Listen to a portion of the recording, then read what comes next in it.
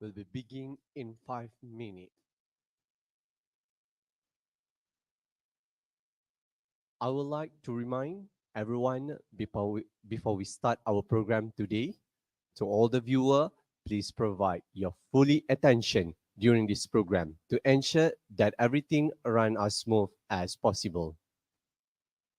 We highly recommend that you insert a question that may arise during the program as they may be answered during the Q&A slot at the end of each session.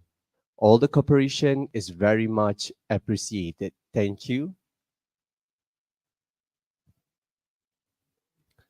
Bismillahirrahmanirrahim. Greeting to all the moderators and panel, as well as to the participants who are watching through our live stream on HEP UITM Cawangan Terengganu YouTube channel. Assalamualaikum warahmatullahi wabarakatuh and very good morning. Ladies and gentlemen, we are delighted to welcome you to the second International Student Representative Conference Empowering Young Leadership. I'm Iman Haikal, your MC for today. We would like to welcome all of you, the representative and the participant of the second International Student Representative Conference for the second session. I hope all of you had a very nice break. The second International Student Representative Conference Empowering Young Leadership is an online program organized by the Student Representative Council of University Technology Mara, Terengganu branch via live stream on this YouTube channel.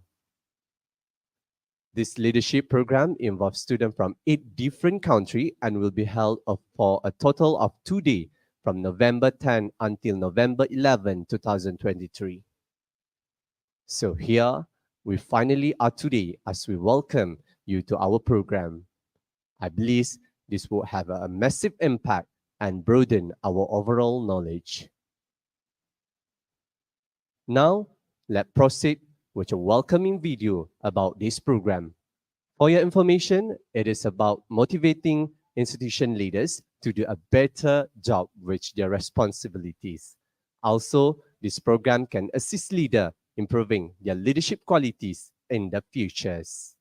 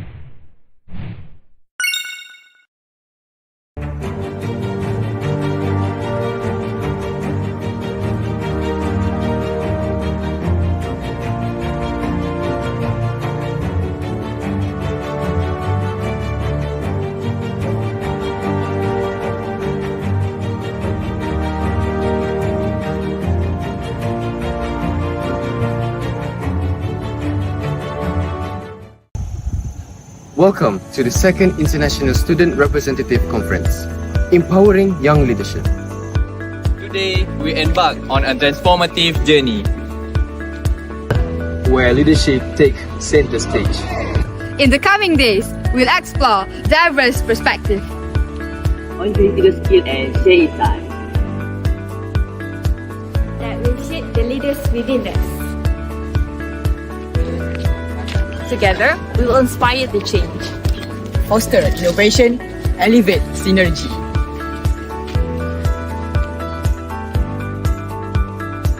Strengthens our commitment to making a positive impact.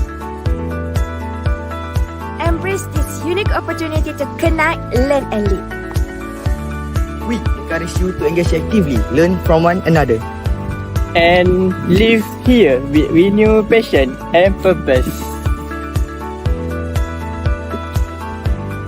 So, let's dive into the dynamic world of leadership.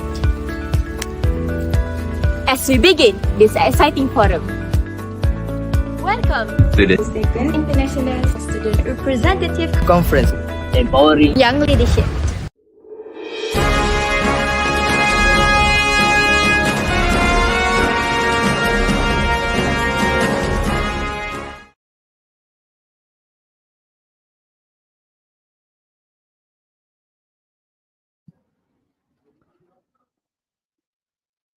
We will now continue with our second slot for today.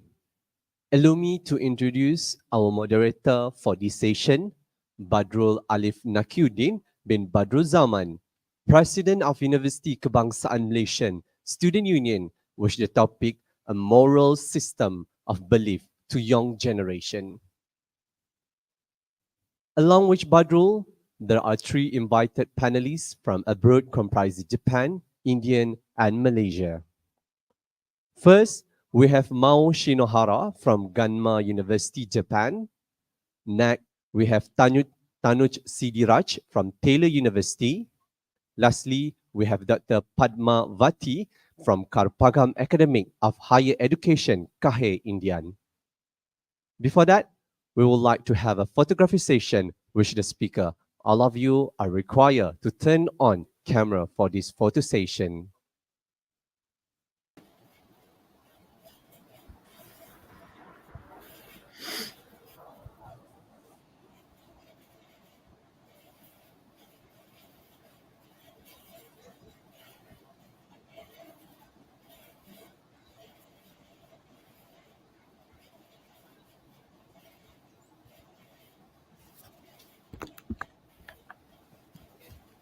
Okay, 1, 2, 3, smile.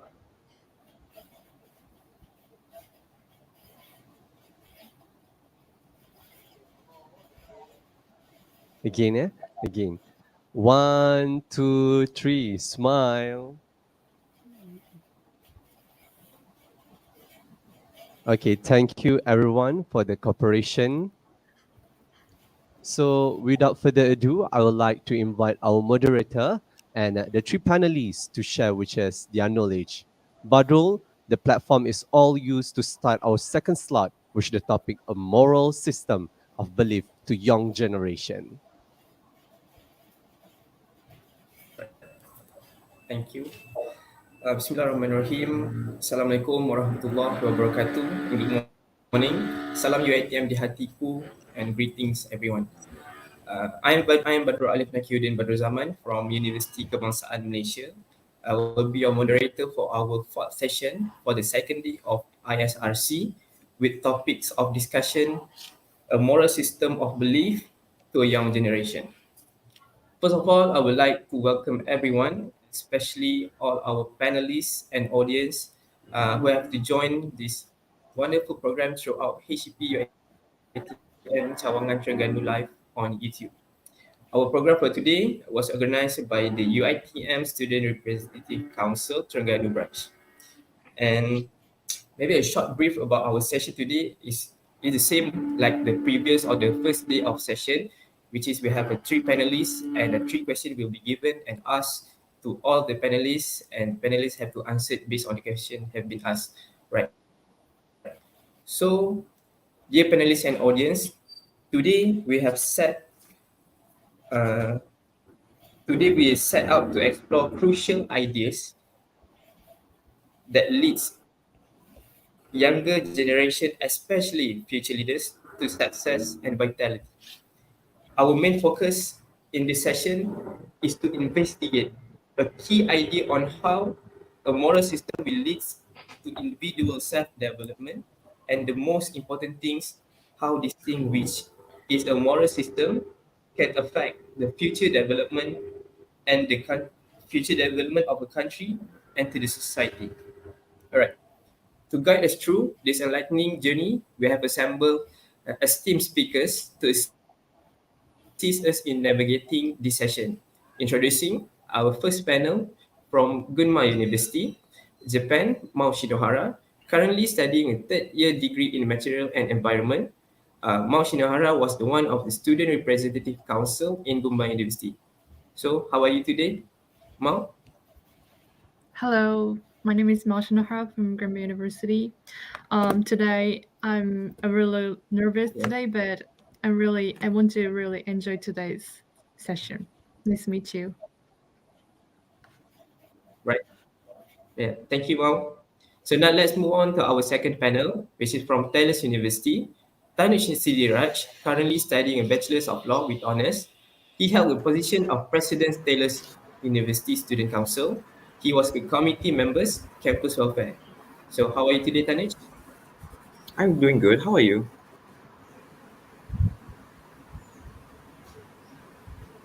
Yeah, I'm fine. It's a little bit excited to hear what's your opinion based on the topic that we are discussed today. Right. Thank you, Tanush. Right. We move on to our last panel, which is from Karpagam Academy of Higher Education, India, Dr. Padmavati. She held the position of an assistant professor. He was working with Karpagam Academy of Higher Education, Coimbatore, since June 11, and at Ratinet Institute of Management, Coimbatore, from March 30, 2016 to May 17, 2018. So how are you today, Doctor? Good morning, everybody. Hi, I'm fine. How about you all? I'm happy to join the session, and I'll to thank for giving me an opportunity to act as a panel today. Thank you all.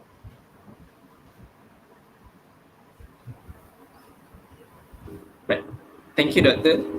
And it was amazing. Thank you once again to every panel for being with us for this talk session today. Ladies and gentlemen, before we continue with our scheduled agenda this morning, please take a moment to subscribe to our YouTube channel, HCPUITM Terengganu Branch. Leave a like and a positive comment below. And if you have any question throughout the discussion, and feel free to put a comment on the comment section in the YouTube. So without further ado, I think we can proceed with the first questions. So the first question, let's begin with our first panel, which is Mao from Japan. The question sounds like this. How does the presence of a well-defined moral system influence the development of empathy and compassion in young individuals? And how their qualities contribute to their overall characters of development? So basically, how the empathy will affect the self-development of an individual. So I think I hope you are clear with the first question. So let's give it the floor to Mom to give your opinions about this question. Thank you. So I think the presence of well-defined moral system can have a profound impact on development of empathy and compassion in young individuals, shaping that overall characters in several ways. Firstly, a well-defined moral system provides a framework for making ethical decisions. This guidance helps young individuals understand the moral implications of the actions, encouraging them to consider the feelings and perspectives of others. As they navigate moral dilemmas, the moral system becomes a reference point for cultivate empathy. Also, exposure to a moral system from an early age allows young individuals to internalize its values, such as kindness, compassion, and fairness. These values become part of their moral and identity, influencing how they perceive and interact with world. Internalize the value act as a foundation for the development of empathy as they shape the individual's attitude and behavior towards others. A well-defined moral system often includes teaching or narrative that highlight the importance of understanding others' perspective. This emphasis on perspective taking contributes to the development of empathy by encouraging young individuals to see the world from different viewpoints, fostering a greater appreciations for diversity and the experiences of others.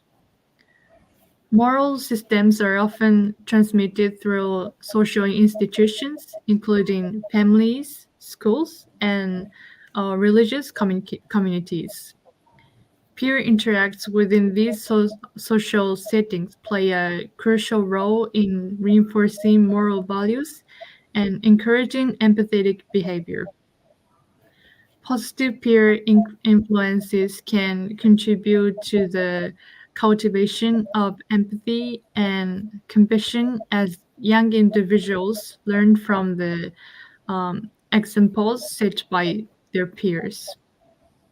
A moral system provides a foundation for navigating challenges and advertising in principled manner.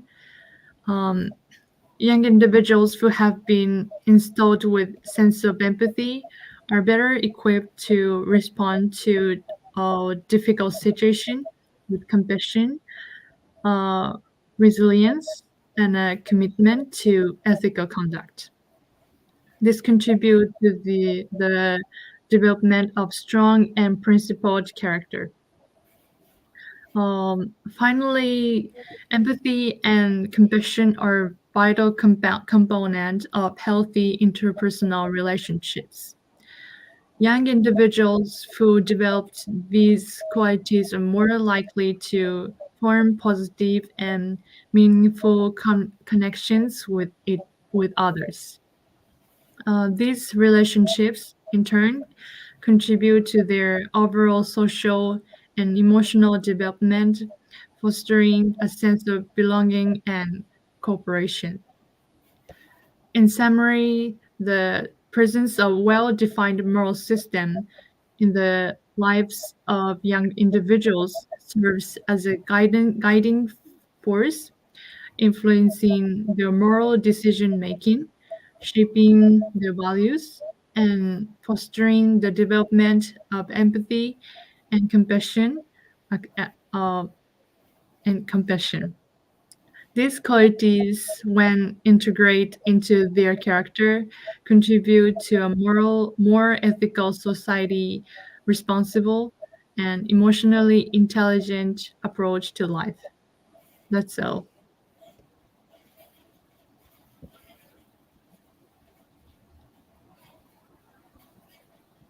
Thank you, Mo. So, based on your point of view, that's one thing that I love, or the key point of on what you are sharing just now is the empathy and compassion will lead to ethical societies. So that with the empathy and also compassion, it will lead to a more harmony society, right? But from that, thank you for your answer. But since we have other two panels, so I would like to hear the answer from the same question, which is our second panel, Mr. Tanush. So, what's your opinion? So just now we have heard about Mao's opinion, which is the just now about the empathy and cooperation will lead to ethical societies. So, what's your opinions about the questions that have been asked now? So, Mr. Tanush. Okay, so in order to answer your question, we have to think about what is a moral system. So a moral system actually, it governs how we interact with ourselves also, but also how we interact with others. So how we interact with others within society. So just from this alone, it's clear to see how a moral system or the presence of a well-defined moral system can influence the development of empathy in individuals. So, a moral system is a set of rules accepted by society in general that states a list of moral and immoral behaviors and in which circumstances as well. And what is empathy? Empathy is to put yourself in someone else's shoes and to consider things from their perspective. Empathy and compassion are moral values because at its core, what makes it moral is the behaviors that make up empathy and compassion. It's important when answering this question to think of empathy and compassion as not just emotions, but a set of behaviors as well. When your moral system states what you can and cannot do in terms of moral behavior and immoral behavior, it leads people to develop empathy and compassion because of the cause of what is moral. So, for example, you shall not hurt others, you shall not lie to others. So, as you can see here, when you think about what is moral, you start to put yourself in the shoes of others. You start to consider your issues and perspectives from the viewpoint of others. So in this way, when thinking about what is moral and when adhering to a moral code, we actually develop empathy as a we indirectly develop empathy and compassion, because at the root of empathy and compassion is morality. Empathy and compassion are moral values. And the development of empathy and compassion can contribute to the overall character development of young leaders and young students, because these are the qualities of a model citizen. When we think of a model citizen, we think of someone who is empathetic and we think of someone who's compassionate to everyone in society. And not only does this serve students well, it also serves leaders well, because oftentimes the difference between an effective and non-effective leader is the amount of empathy and compassion you have for your workers, for your followers. When you can communicate empathetically, when you can communicate with compassion, oftentimes it can have a tremendous impact on productivity, on motivation, and on effectiveness. So, to summarize, how it can lead to the development of empathy is through moral values. And how does this contribute to overall character development? Is that it adds value to yourself as a model citizen and as a leader. Thank you.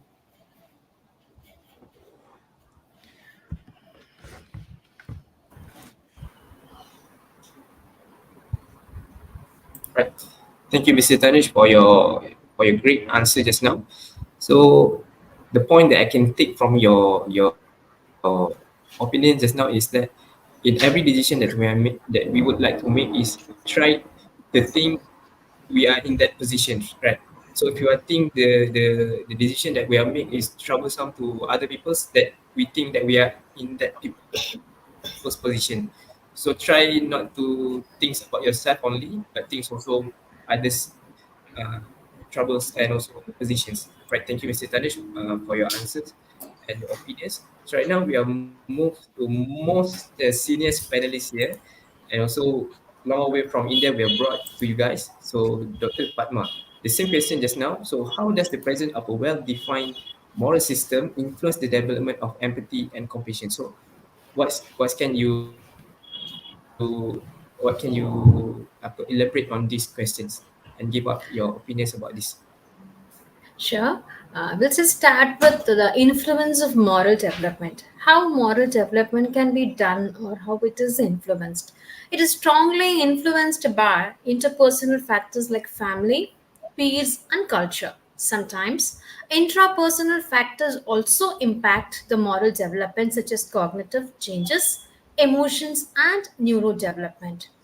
To start with interpersonal influences, the researchers say that interpersonal interactions with a child's moral development have two primary perspectives. The first one is socialization or internalization. So, what is internalization? It means that the child, from his daily habits in the family have to respond in a conventional way. It means that the conventional behavior of the family, parents, teachers, and peers also influence the person's interpersonal activities. Will these lead to moral development in the family?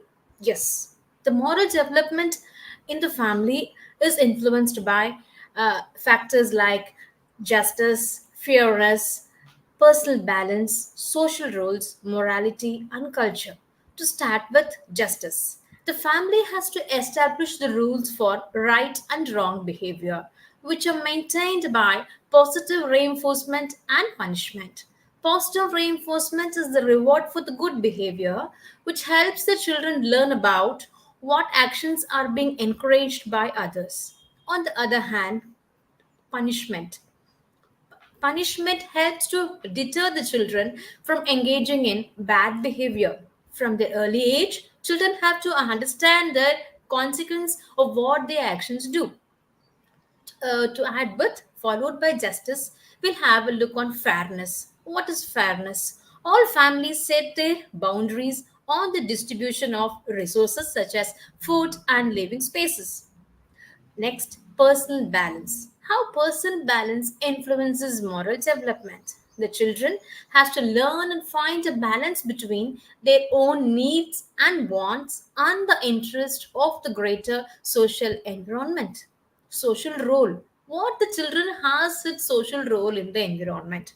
For example, the child has to act very kind, generous, empathy. All this have to be developed from the child in the family so that it gets reflects over the society as a way of concern. To add with, next is morality and culture. So what is morality?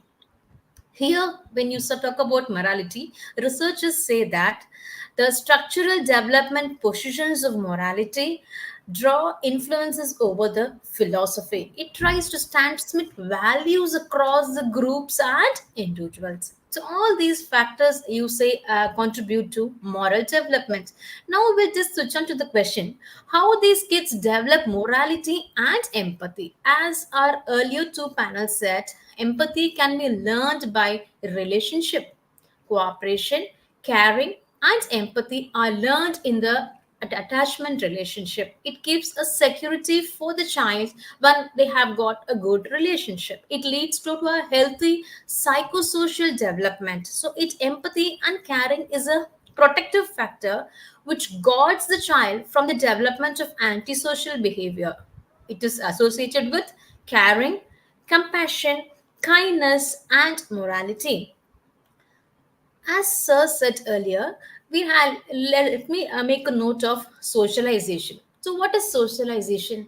It involves transmission of child's social and moral codes by the family or society. Child acquires by learning and identification in the early attachment relationship. To conclude, when we say empathy and morality, how it can be learned? It can be learned by four psychological process. The first one, modeling by parents, internalizing the values and behavior of parents. Third, experiencing reciprocity in the early attachment relationship. And finally, to develop a positive sense of self. So, what is modeling? Parents have to provide a balance of discipline, warmth, and positive experience to rear their children who are empathetic and cooperative with others. And then internalization. What is internalization? It involves the learning of standards of conduct, not merely obeying rules, but also developing a moral inner voice. To add with, what is reciprocity or synchronicity? Reciprocity is what the child tries to reciprocate what their parents and the near people who are in and around the children. So parents have to act as a positive model for the children. And to the last factor, you say sense of self. What is sense of self? The route to caring for others always brings a sense of self, a strong and a positive self identity with clear boundaries between self and others helps in the child to know about its own limitations. So, all these factors contribute to the learning of empathy and morality of children in their childhood. Sir, is that clear?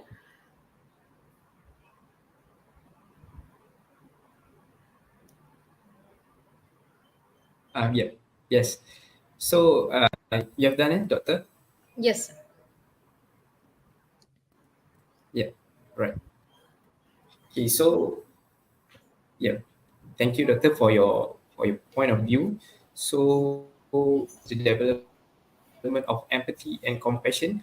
What I can take from the three of our panelists is that instead of we are looking, the decision is based on the relationship and also emotional, but I agree with doctor, which is how we want to develop this moral is we have to start from the start, which is a family have took the part in creating that moral in their children, right?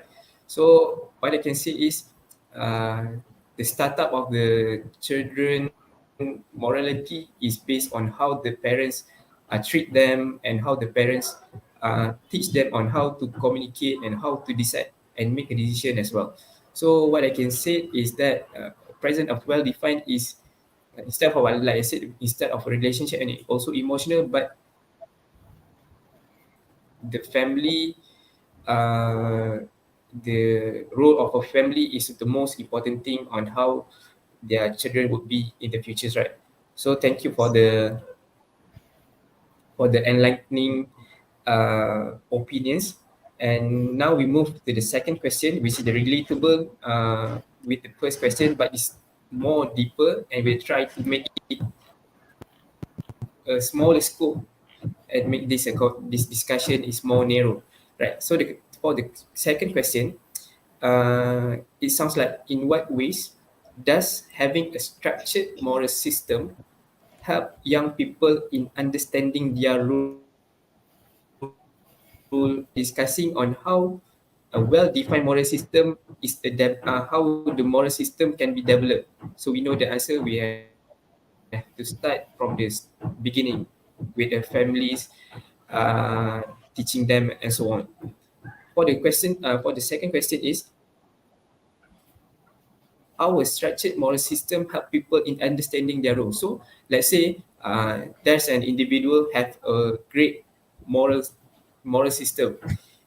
In decision making, they are thinking about people and they are not making a decision based on what they needs or what on their intention. So how can these people know their responsibility in society? What can they contribute to the society to have a better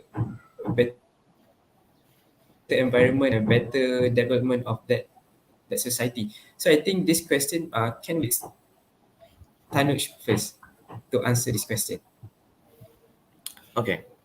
So, as I said previously, having a structured moral system influences Thank not you. only yes, not only your relationship with yourself, but also your relationship with others and how you view the world. But a moral system can also help you to understand yourself and your place in society. So, a moral system, as I said previously, it defines what behavior is good or moral in certain situations. For example, when you're a student, when you graduate and you go out to work, when you're an employee, for example, when you know what behaviors are moral and immoral, you can come to understand what responsibilities that you carry. So, for example, I'm a student right now, so I should go to class, I should study hard, and I should score well in exams because it is good for me and it's good for my future. It is a moral It is of moral value that I do all these things because it will serve me well. These therefore become my responsibilities in order to obtain or in order to maintain my moral system. So, understanding responsibilities in this way can help you to understand your role in society. Because, as we said just now, empathy is important because it helps you to understand the viewpoints of others. But morality and moral system is not only something you use to make decisions based on the feelings of others, it's also something you use to help you make decisions as well. So you balance considering the feelings of others, and you balance considering your own feelings to make the most optimal decision. So my role as a student is to study and do well, but responsibilities make up a role, and understanding your responsibilities help you to understand your role.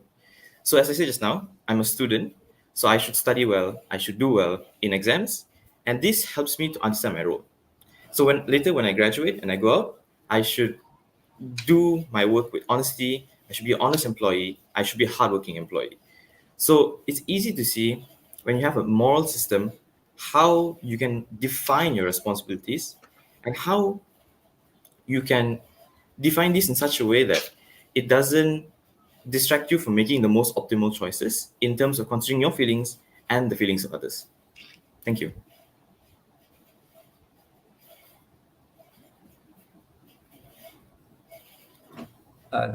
Thank you, Mr. Tanush. So you are giving an opinions based on your current position right now as a student, right? So I'm clear about that. So let's move on to our second panelist, Mao. So what's your opinion based on this question too? I think a structural moral system provides a foundation for young people to understand their role and responsibilities in society in several ways. First of all, a moral system can outline a set of values, principles, and ethical guidelines that help young people understand that what is considered right and wrong. This moral framework provides a roadmap for navigating social interacts and making decisions aligned with social expectations. And second, moral systems often convey social expectations and norms. By internalizing these expectations, young individuals gain insights into how they should conduct themselves within the broader community. This understanding helps them comprehend the social dynamics, cultural norms, and accepted behavior that contribute to harmonious society. Plus, many normal systems emphasize values such as altruism, community service, and civic responsibility. By incorporating these principles, young people learn that contribute to the well-being of others and actively participating in the community are integral aspects of their role in society. This ensures a sense of duty and community commitment to making positive contributions.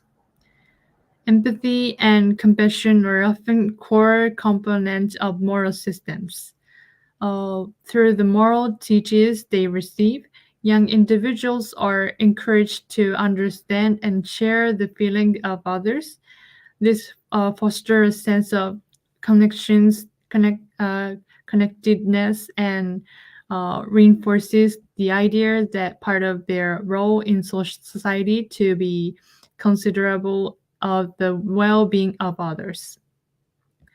Many moral systems advocate for the importance of respecting diversity and treating others with dignity. This understanding helps young people appreciate the rich tapestry of human experiences, fostering an inclusive perspective. Recognizing and respectively diversity is a fundamental aspect of their responsibilities in a pluralistic society. Moral systems often address concepts of justice and fairness. Young individuals learn about the importance of treating others with fairness and equity, contributing to just and equitable society. This understanding of justice informed their sense of responsibility in advocating for fairness and challenging injustice when necessary. As young people face various decisions in their personal and social lives, a structural moral system serves as a moral compass. It helps them valuable the ethical implications of their choices and guides them toward decisions that align with the values and principles emphasized by the moral system. Whilst a moral system provides guidance, it also encourages critical thinking and ethical reasonings. Young individuals are encouraged to internalize moral values and principles, allowing them to develop moral autonomy. This means that they can make informed ethical decision independently, contributing to their sense of responsibility as moral agents in society. And finally, a structured moral system often includes teaching about accountability and responsibility for one's actions. Young people learn that their behavior has consequences not only for themselves but also for the broader community. This understanding fosters a sense of social accountability and encourages responsible decision making. In summary, a structured moral system plays a crucial role in helping young people understand their role and responsibilities in society by providing a moral framework, promoting empathy and altruism, teaching respect for diversity, instilling a sense of justice, and guiding ethical decision making. It contributes to the development of individuals who are not only aware of their responsibilities, but also motivate to contribute positive to the well-being of society.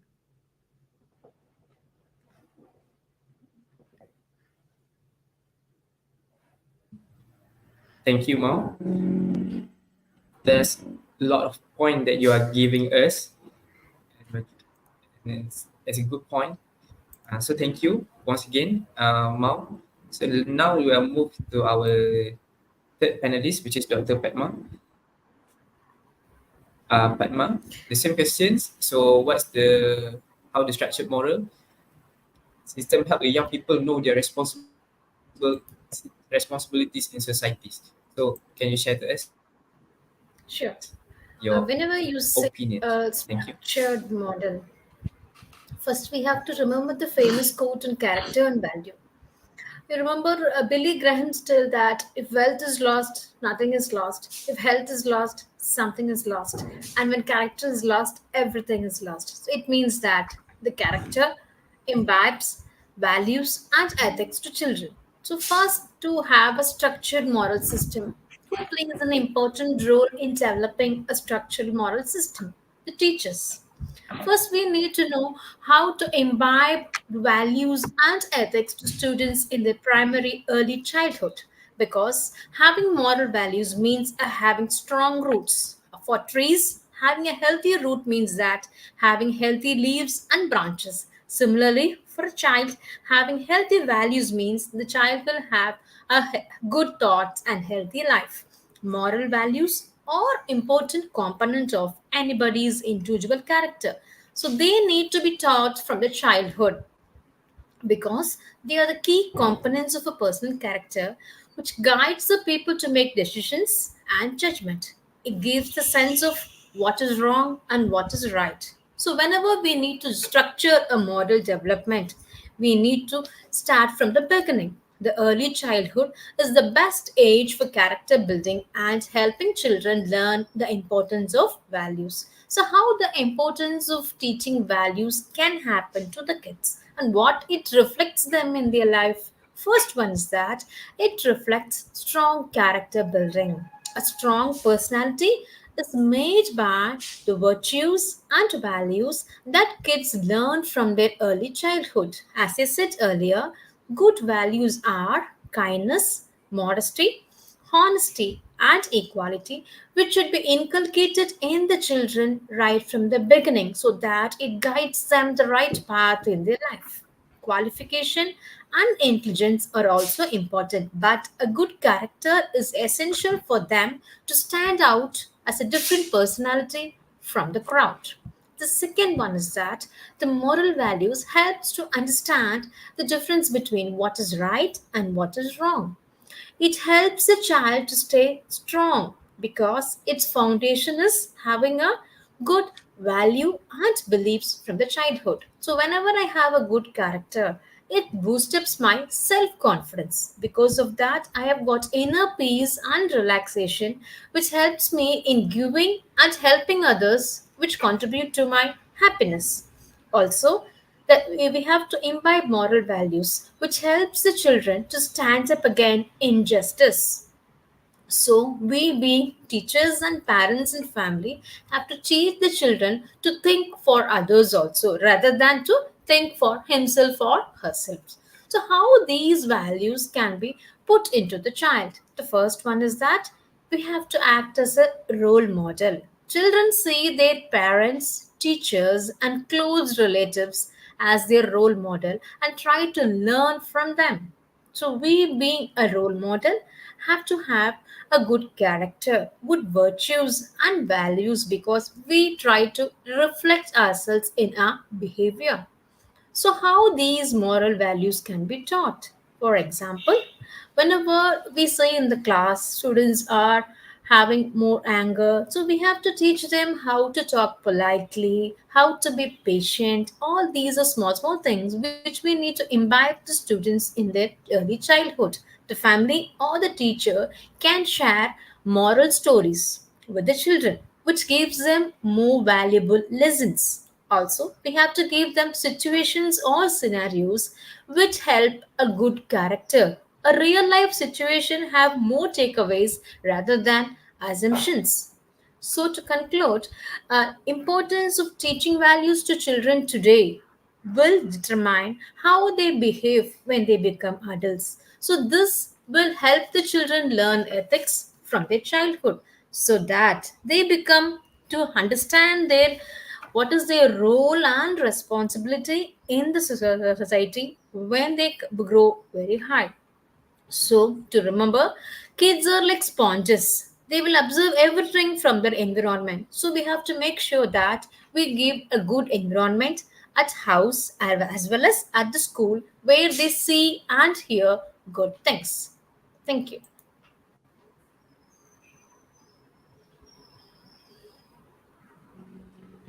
Thank you, Doctor. So we are done with the second questions, which is structured moral system. Help the student and younger generation know their responsibility in society. So, based on the three opinions that we have been heard, I'd likely to touch the doctor's point of view, which is doctor is strictly point that everything that we have that we want should start from the beginning, which is the character development and also the parenting, teaching skills. So by knowing their responsibilities is based on their experience, the experiences, how they want to get the experience is based on the exposure that the families or the teachers has showed to them. So if you go back to the school's activities like before, we are likely having a charity event. We are likely having a voluntary event. So I would say that this kind of event or program will help them to know what their responsibility in the society. what I can say is because by joining that volunteering, by joining that charity event, they knows that the people outside there are having a trouble day and having a hard time to face their life, which is having a financial problem, having sick children or parents. So by highlighting or giving exposure to this young generation with this kind of program, I would say that it will contribute more and help them know their responsibilities in society. So we have touched a younger generation. So in our place, which is as a university students, so I would say most of us in this conference is came from a leaderships groups, right?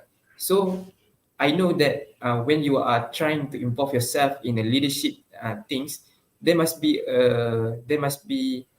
one objective that you want to achieve or you want to working on until your end goals, right? So for I strongly agree that the the responsibilities came from the experience that they have gained by joining the program. Even if we are in the university, we still have a charity event, CSR. We still have what this program is kind of like helping people things. Maybe in the younger generation, we can say is in the kindergarten. It's not kindergarten lah.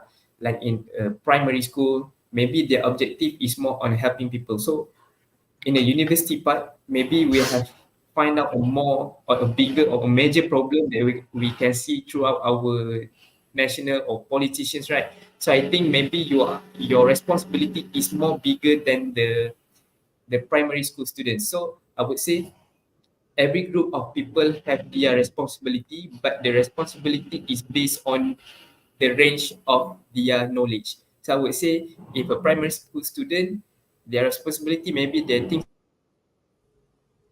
they want to help their friends. But when we are in a bigger and a matured situation and a matured circles, maybe our responsibility is how we want to contribute to our country, on how we want to develop our country, right? So the responsibility is came from our experience and came from our ground turun padang, we said, right? Thank you for the good answer based on the Tanuj, Mau, and also Doctor on the understanding of their role. I hope that this answer will help the audience to know their responsibility in the societies. Like I said before, the wider range and the more knowledge you have, the bigger responsibility that you have to working on, right? Thank you. So I think we are moving to the last questions, which is a question 3. The question sounds like I want the three of you provide an example of a situation where applying conflicts resolution skills based on a moral principle can lead to a positive outcome. So for this question, maybe I would like to start with Mau first, right? Yes, so let's consider my own scenario where conflict resolution skill based on moral principle contribute to a positive outcome. When I was an elementary school student, I had a friend who had been played for a long time. However, one day we both want to be the leader of our play group, leading to disagreements and arguments during recess. This dispute has escapable to the point where they are not talking to each other and their friends are feeling torn between them. The conflict arises from a disagreement over who should be the leader or their play group. Each student feels that the idea for games and activities are the better, and they're frustrated with others for not compromising. After this situation, my teacher can speak individually with me and my friend to understand our perspectives by actively listening and encouraging us to share our feelings. An adult can help the students empathize with each other's desire and concerns. Experiencing this discussion, the teacher can organize the group actively, the request cooperation, and this could help us see the benefit of working together toward a common goal.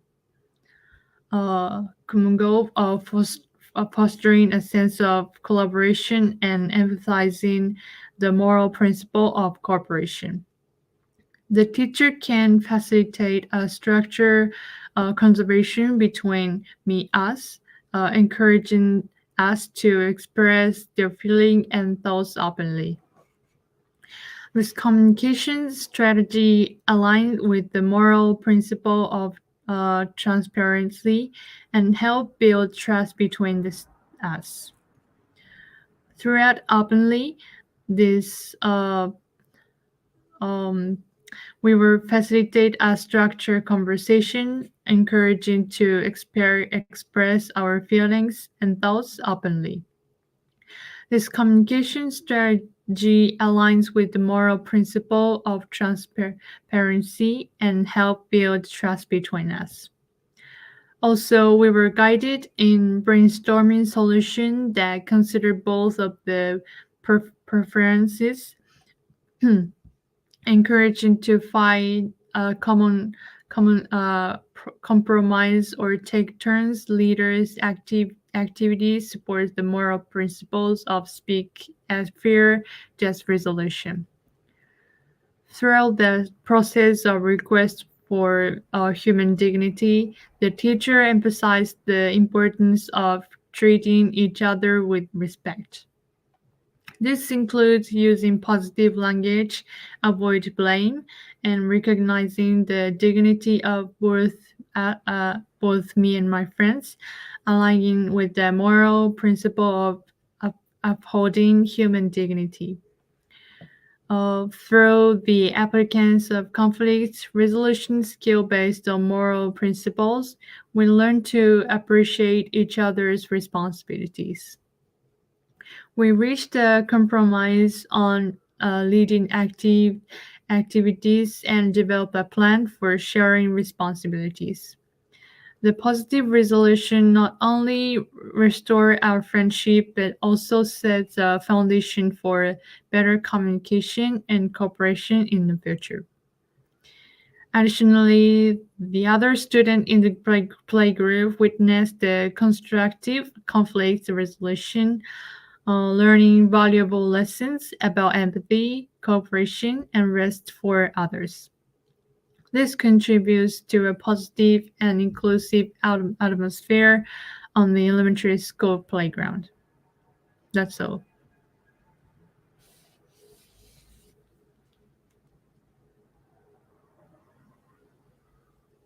Right. Thank you, Mouse. So basically, it's about the miscommunication things. So next, I think we are moving to Dr. Padma for the third questions. Yes. See, whenever you say conflict, conflict emerges between students in the classroom. For example, it may be due to misunderstanding about a group project between themselves, who has to do first, what is their area, what is their role in the project. This all happens in school students also.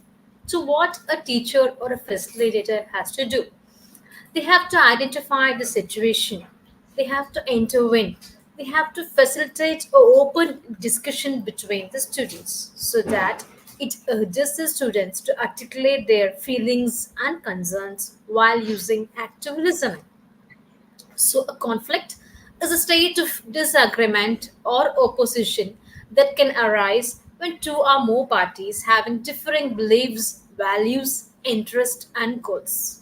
So, we, being a facilitator, a teacher, we need to know how to address conflicts, how to resolve conflicts in a constructive and non violent manner.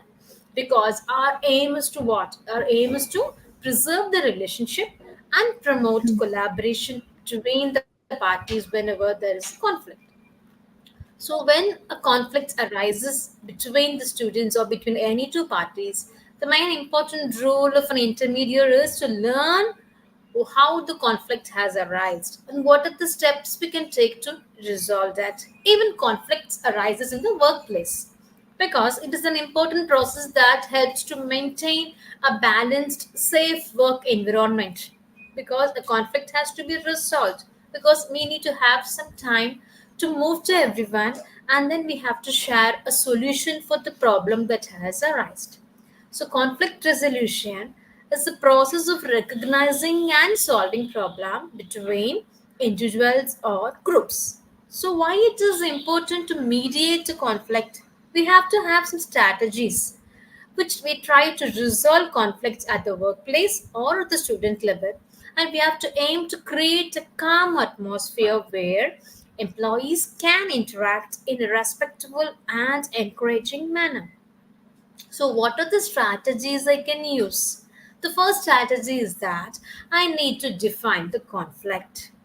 So, I have to find a comfortable place where I can make both the parties meet together and make them listen what the each others discuss. From each one point of view, we have to ask them what is the problem. We have to make them sit in a calm place which is free from distractions so that they may feel ease to tell what is the inner feeling. The second strategy is I need to determine a common goal. Once the affected parties have a chance to share their point of view, our main goal is what? To resolve the conflict. So we have to encourage them to determine how they can contribute in resolving the conflict. So, what are the suggestions each party can give? And we have to choose the best option from the suggestions given by both the parties. As well as the third strategy is that I have to address the concern and I have to remove the barriers and create potential barriers between them. So I have to determine if one or more participants have more concern over this. Let's have time to share their concern, share their ideas, and then we have to come to a conclusion. So I have to acknowledge the common goal, and then I have to take time to identify the steps each party plans to contribute to resolve the conflict. Again, once the discussions are over, I have to revisit the solution and evaluate the progress. So, what is the progress that after the conflict, whether we are able to resolve it properly, whether the solution has been communicated to the two parties or not, whether they are able to have satisfaction on their outcome. So, when I'm being an intermediary in resolving conflict, so what are the skills I should have? I should have first skill is active listening. I have to think and process the ideas of others because it is a crucial part of resolving a conflict. So I have to be very fair. Fairness means I have to be not biased. Unbiased listening should be done from my end because it creates a balanced opportunity to manage disagreements. And the third skill which I need to have is empathy. As we discussed earlier, when I have empathy, I can respond to others by understanding their emotions. This skills involves understanding the experience of others, so which is a valuable tool to approach conflict mediation. The last one is self-control. So whenever I am acting as a mediator, I should not lose my self-control because my self-control is an important tool which makes them to calm down, which makes others to control their negative emotions. As well as I should have problem solving abilities. So why this ability is required? Because problem solving ability involves decision making, which serves as a solution for many challenges. And the last one is communication.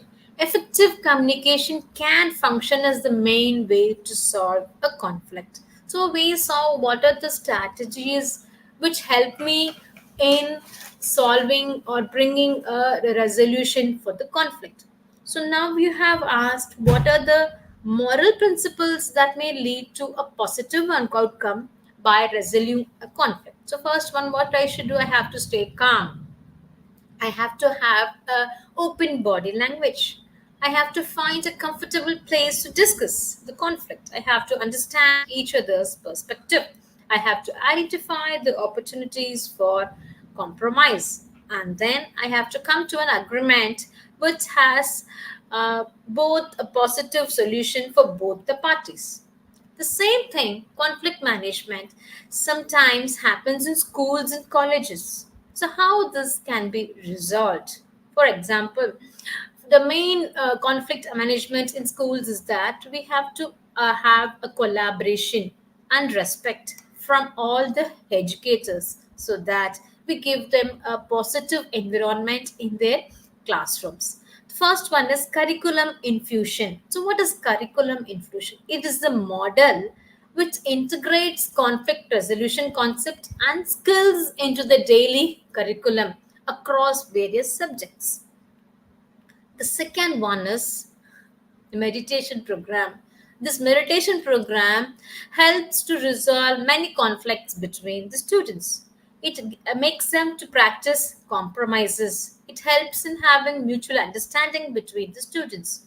So, what are the classroom strategies which I, being a teacher, need to follow? A classroom should be peaceful, it should not have conflict. So, what I need to do, I need to have a comprehensive approach, a holistic approach, which gives peacefulness for the entire school community. So, conflict happens because it is a natural part of a human practice. It can occur in workplace, it can occur in schools, it can occur between personal relationships. But we, being a moderator, a facilitator, we need to have the skill of resolving a conflict.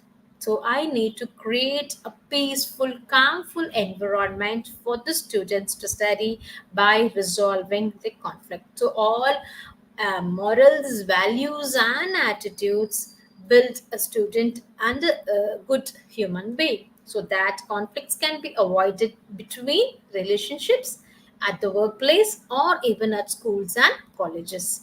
Thank you.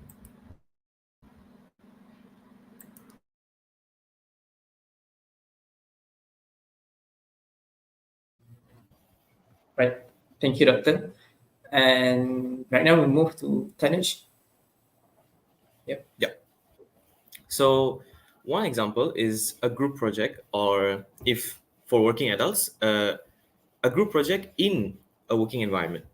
So for example, maybe one or a few members aren't cooperating, and when you do reach out to them, they aren't responsive, which is even a worst case scenario.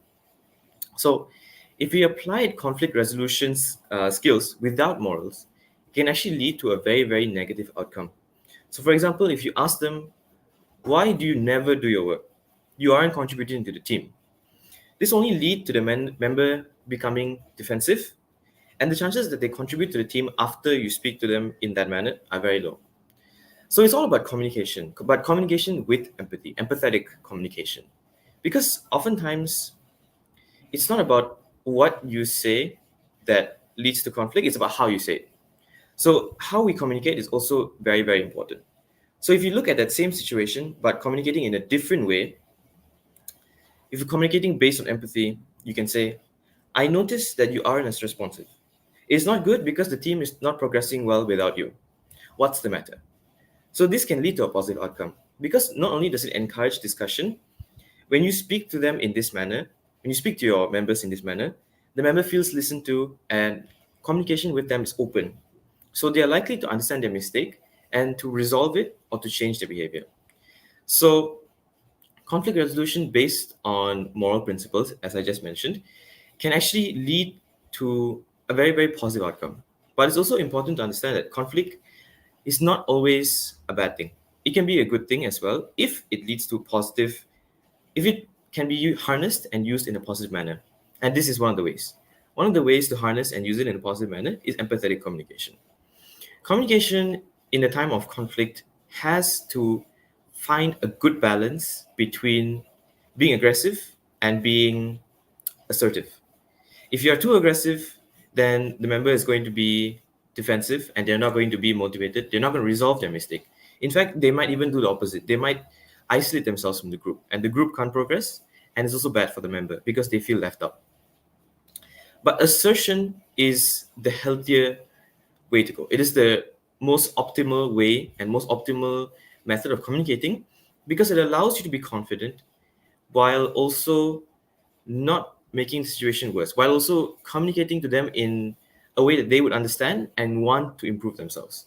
So applying conflict resolution skills based on empathy, based on compassion, based on active listening as well, based on discussion, can actually help us to understand and resolve conflict in a very systematic and very optimal manner. Thank you.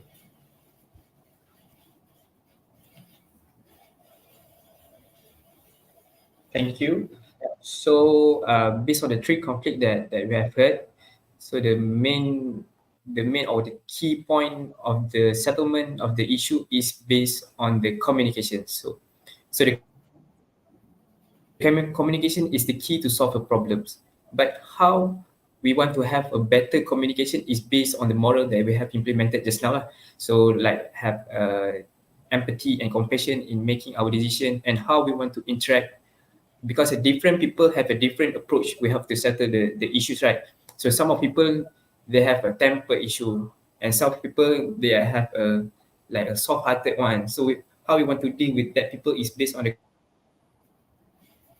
communication, and we are trying to mix it up with our skills based on the model system that we have learned on our experience before. So thank you. So we can look at this, like we can conclude that the communication with the skills of empathy and also compassion is not going to settle all the problems.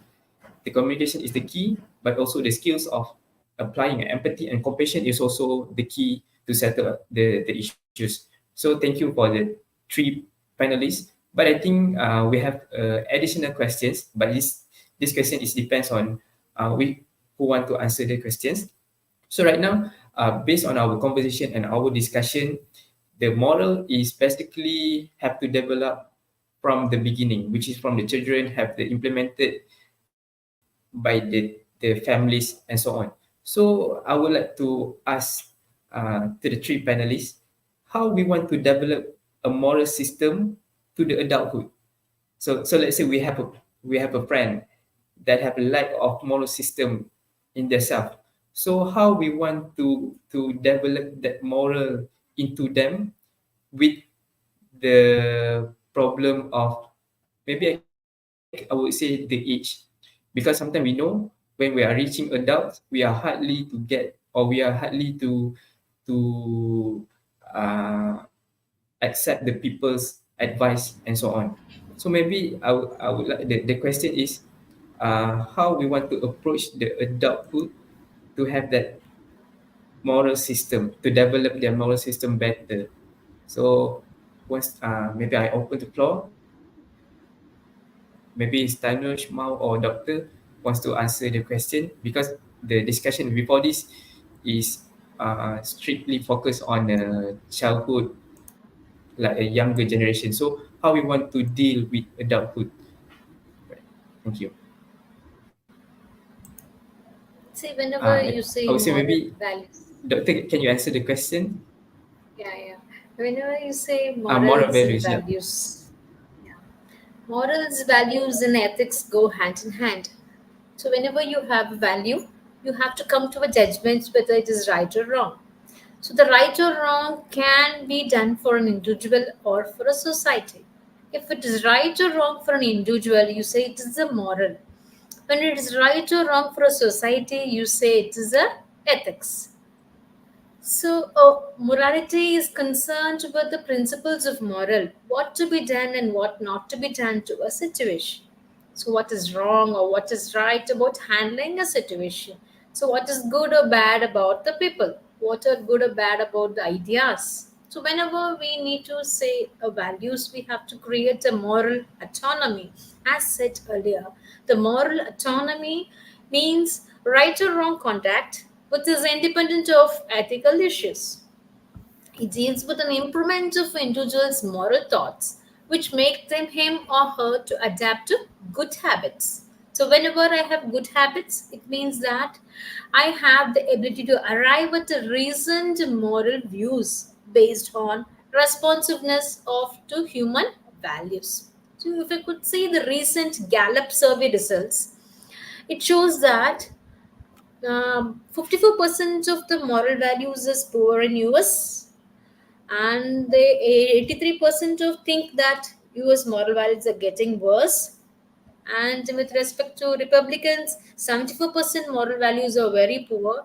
So why all these survey gives a very bad impression of moral values? Because it has not been emphasized from their school level. So, how I can emphasize moral values in teaching? I have to focus on character education. I have to adapt engagement of students through debates to discussions in classroom. I have to engage them in historical case studies.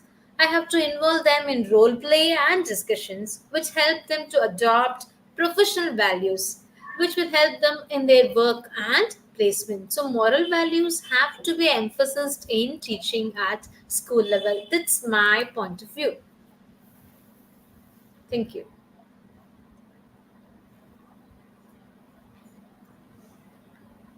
Thank you, Doctor.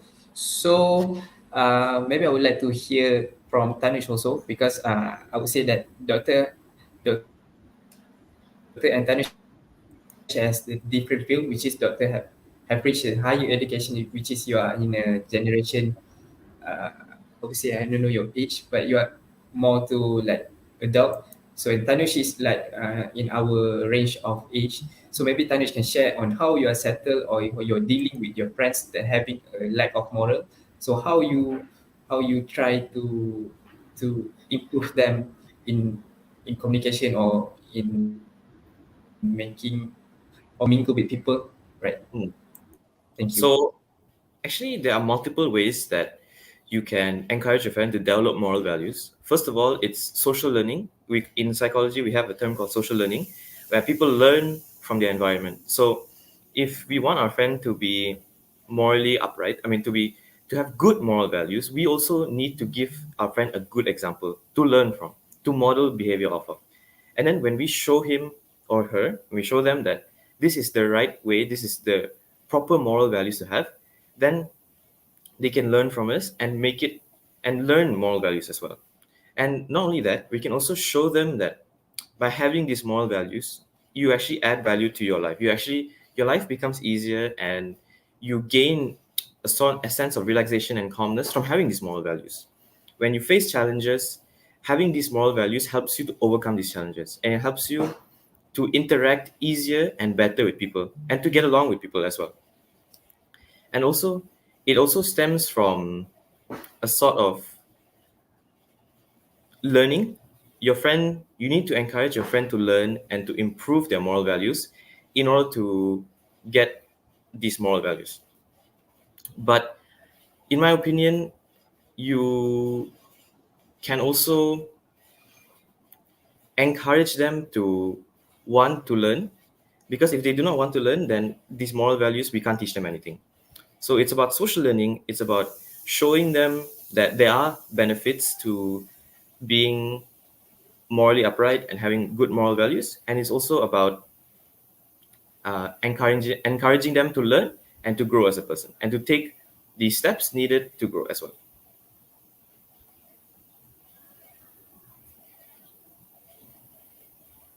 Right.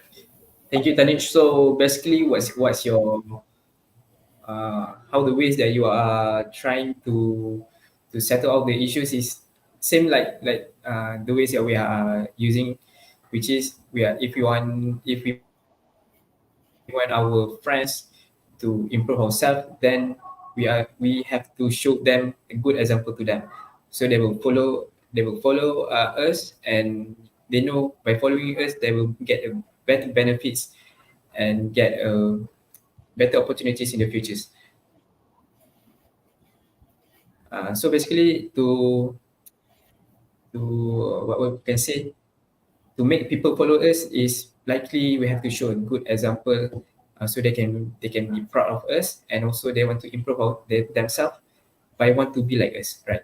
So I think we have a last round of question, and this one is I would like to hear from all of our panelists, which is what are your hopes with these topics, or what you want uh, the leaders out there or younger generation out there having this morality in, what you can say, by applying this morality in their life. So what are your hopes in that?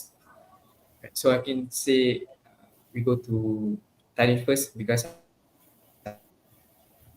maybe your hopes, what's the implication or effect of morality in our society?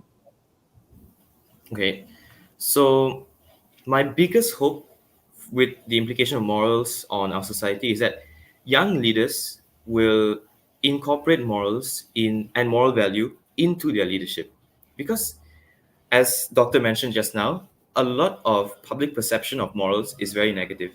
We think that we are losing our morals in this new generation, and we need to prove that morals still do exist, and we need to incorporate morals into our decision making, because oftentimes decision making based on morals will lead to an optimal outcome. So my biggest hope is that young leaders now take notice that making decisions based on moral values is not only applicable in the past, that if you do it now, you will reach good results and you will make good decisions. And my hope is that young leaders, when they grow and develop, will not abandon their moral values in search of a better short-term reward. That is my hopes. Thank you, Tanush. So maybe we go to Dr. Padma first, and then last one we go to Mao. See, whenever we say what are the ways in which we can improve a moral between children, as I said earlier, family and society plays an important role in imbibing values for the children. So that goes improved values and education molds a individual, which gives an enlightened society, but gives ethical groups and organizations. It also creates sensitive individuals. So whenever we need to involve students from the childhood, for example, schools can implement suitable programs to make them aware of what is value education. And then value education can even be included in their curriculum as a compulsory subject for the beginners for all stages in formal education system, so that we will not blame children for their behavior. Also, we all know that we have got NSS, NCC, Scouts and Guides for students, which also helps them to develop their moral values in both formal and non-formal systems. Even in classrooms, we can conduct group discussions where students can be given a situation. We can ask them the opinion, how they will react, the way they will learn, how they will hear from each other's opinion, so that it creates a peaceful atmosphere even in case of debates and group discussion. Also, we can practice students and learn them their own rituals, tradition, religious activities, which simultaneously help them to mold themselves. As Sir said, even students can be involved in politics. Political organizations can think of activities directing the youth energy in a positive manner. Even students can involve themselves in NGOs, social volunteer association, which strengthen the youth to bring stability among them. Also, which can help them in implementing their potentials. So all these ways help the youth power be a driving force for the nation. So the knowledge without moral values is not only useless, but it is sometimes dangerous for the society. So why not we give a good education to the present children, because they are the future of the next generations. So we should not give them great dilemmas. We have to give them the courage to face the challenges. So it's in the hands of an educators who try to have to bring good education for the present day children. Thank you.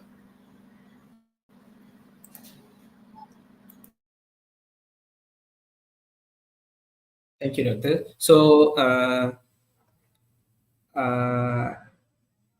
I like the idea where we should be considering the compulsory subject for this thing. So when we are putting this moral system in a subject, then we can make sure that the student have that knowledge on how they are dealing with the moral things. Okay, thank you, Doctor.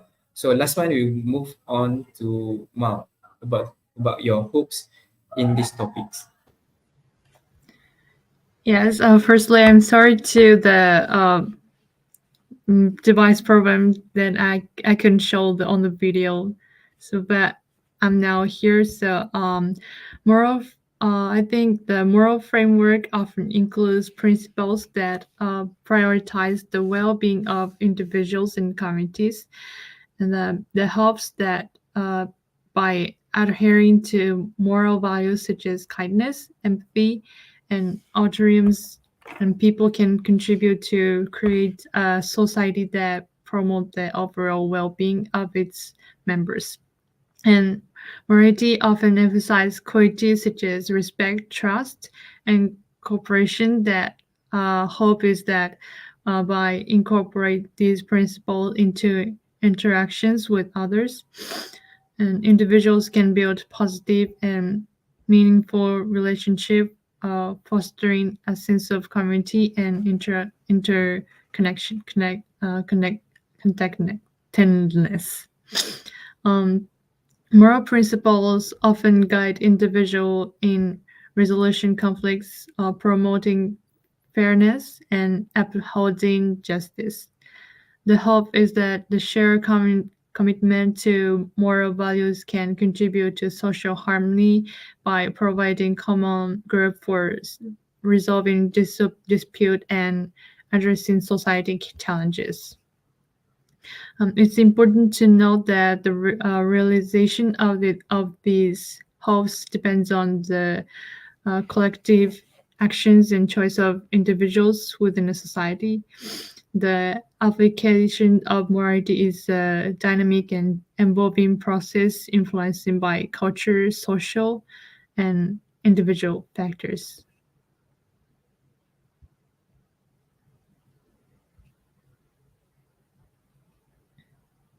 Thank you so much. So, based on the topic that we have discussed, which is a moral system of belief, to young generation actually plays a major role in a society, because the moral will affect the decision that we make. So the moral also will make the communication is good or bad. And I would say the implementing of a moral is a big impact, and we should consider this thing as a main issues that we have to face and we have to discussing on. So by today's discussion, we know that moral, and what I can say based on the today discussion, considering that most of our audience is from a leadership backgrounds.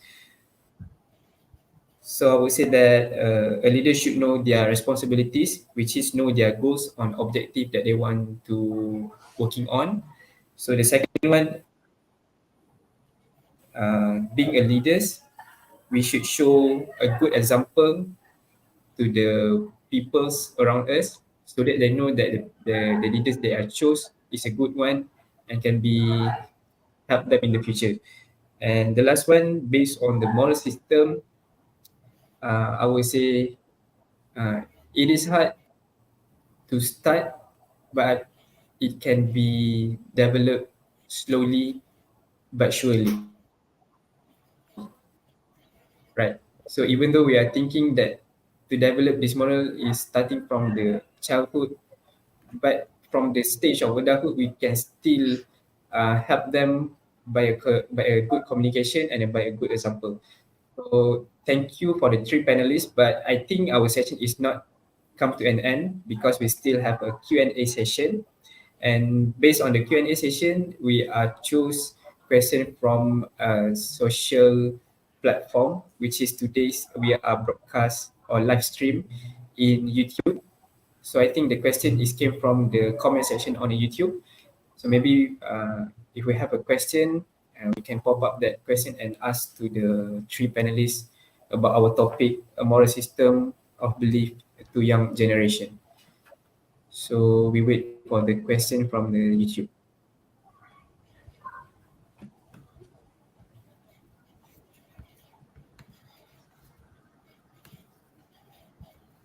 Right. So maybe I think the Q&A session will take, okay, right. So the first question is, good evening, from Zuli. What can leaders do to help the young people or the university student to learn how to handle the challenges faced? What can leaders do to help the young people or the university student to learn how to handle the challenge faced? So basically, I would say the leaders here must be came from MPs or what. So maybe wants to answer the question from the panelists. That you are clear with the questions? Right. So who want to answer the questions? Perhaps I could go first. Okay, Tanush, thank you. Yeah. So what can we do?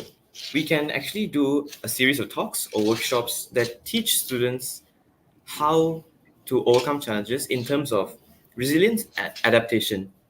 And you have to understand that resilience isn't the lack of challenges, but the ability to overcome these challenges.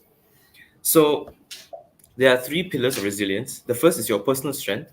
So you have to find out in these workshops, we will also be guiding students to find out, or students or young people, to find out what is their personal strength, what is their greatest strength that they can use to overcome this challenge.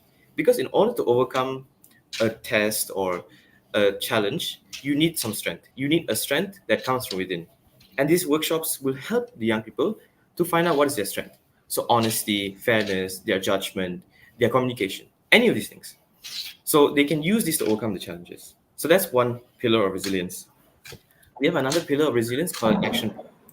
The action plan can be used not only to see your plan for overcoming the challenge, but how you overcome the challenge. Because you already have your strength, but which will help you to overcome the challenge. But now you need to know how to apply that strength in order to overcome these challenges. So workshops will be focused on helping young people discover their personal strength, as well as developing their action plan to fit their scenario or to fit the challenges faced. Next, we need to encourage young people in these workshops to develop a support system, because going through challenges can be very difficult mentally and emotionally, and people have to rely on each other oftentimes in order to overcome challenges. So to summarize, these workshops and these talks will be focused on helping young people to become more resilient in adapting to change and overcoming challenges by helping them discover personal strengths, developing action plans, and seeking support.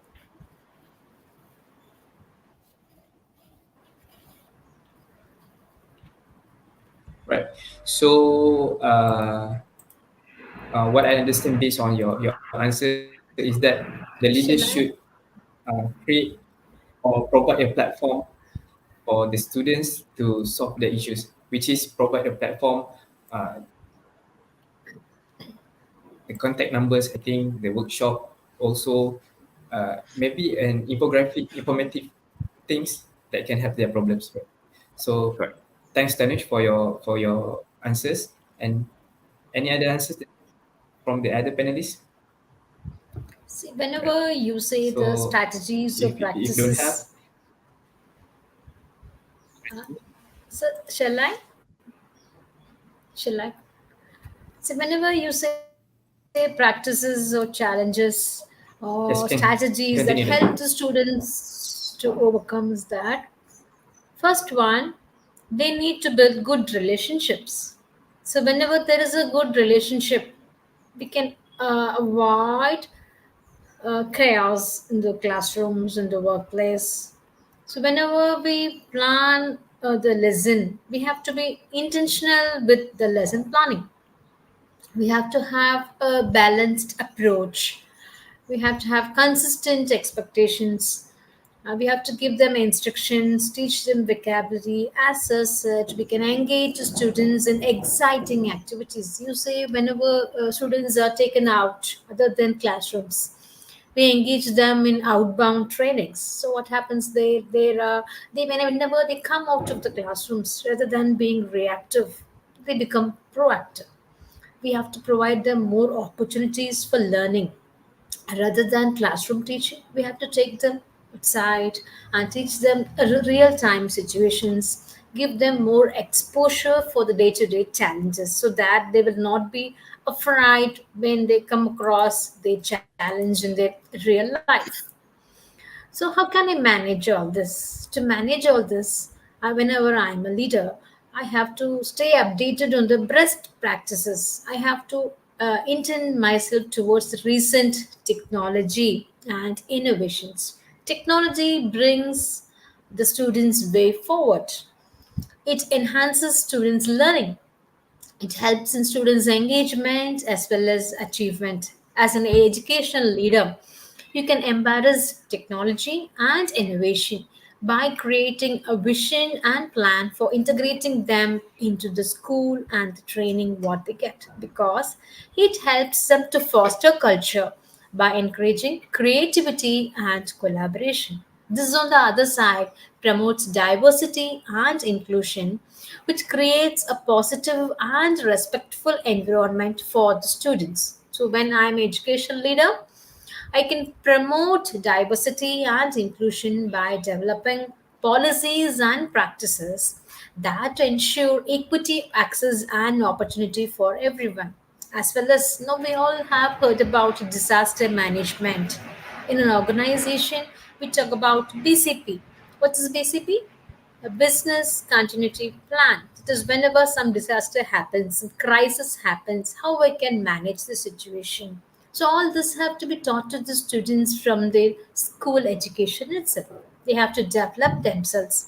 They have to know how they have to manage a crisis. So all these have to be taught in the to the student level so that they can overcome their challenges more effectively. A student leadership is set to face challenges like low attendance, low satisfaction, low individual meeting individual goals. So all this can be overcome if I prepare myself how to overcome these challenges in a positive manner. So I have to manage my time perfectly. I have to face my conflict. I have to retain objectivity. I have to be proactive. So all these are the tips which a student can follow to overcome the crisis, what happens for him or her in the classroom. Thank you.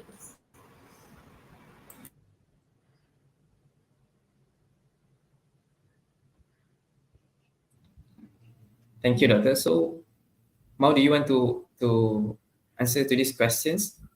Yes. I think readers can play a crucial role in supporting young people and university students as they navigate challenges and prepare for the complexities and output. The several strategies that leaders can employ to foster the development of resilience, problem-solving skills, and adaptivity among young individuals that establish mentorship programs where experienced individuals can offer guidance and advice to young people and share personal experiences, including challenges and setbacks, to demonstrate that overcoming state is a natural part of life, or foster a culture of support and inclusive within educational institutions or organizations, or encouraging open communicate and creative spaces where young individuals feel comfortable seeking help or sharing their concerns, or organizing workshop or seminars focusing on practical skills such as time management, stress management, and effective communication, and providing training in problem solving and decision making to enhance their ability to endless challenges, and also foster a sense of community within educational institution or organization, and encouraging peer support and collaboration, creating a network of individuals who can navigate challenges together. So by implementing these strategies, leaders can contribute to the holistic development of young individuals, equipping them with the skills and mindedness need to handle challenges, adapt to changes, and thrive them in their academic and personal lives.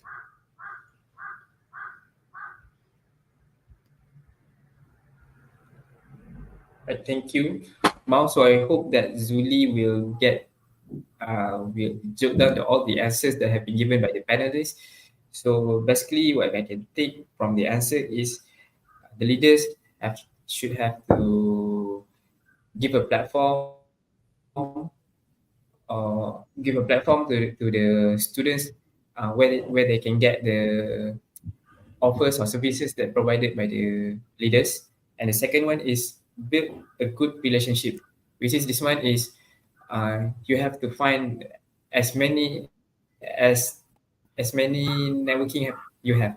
So you have to build your networking so that you know where to settle your problem with the right authorities, right? So that's the second one. The first one is platform, and the second one is to build your good relationship and try to build up your networking so that you can solve your problem redirect to the authorities that are related to your problems.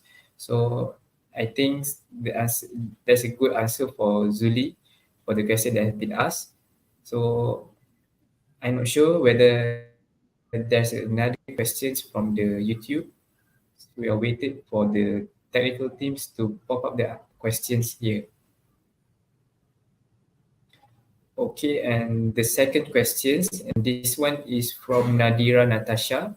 The question sounds, my question is, how can the leaders, like the Student Representative Council in the university, encourage other students to build a good confidence skills in order to be a leader?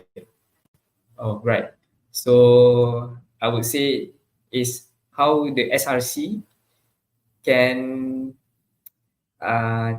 try to give a good confidence. So how the SRC can show a good attitude that can make other people or other students interested to join to be a leaders. So the keyword is how to make other students interested to be a leader, because sometimes some of my friends, they are not interested in joining a leaders, but when we involve them, we are inviting them to involve in a program, then their intention from not want to be a leader change to want to be a leader. So maybe I think this question is likely to Tanush and also Mao, since both of you are from student representative councils. So what you are doing in your university to try and get as many people to join your SRT for the next tenure? So I think maybe Mao or Tanush can answer for these questions.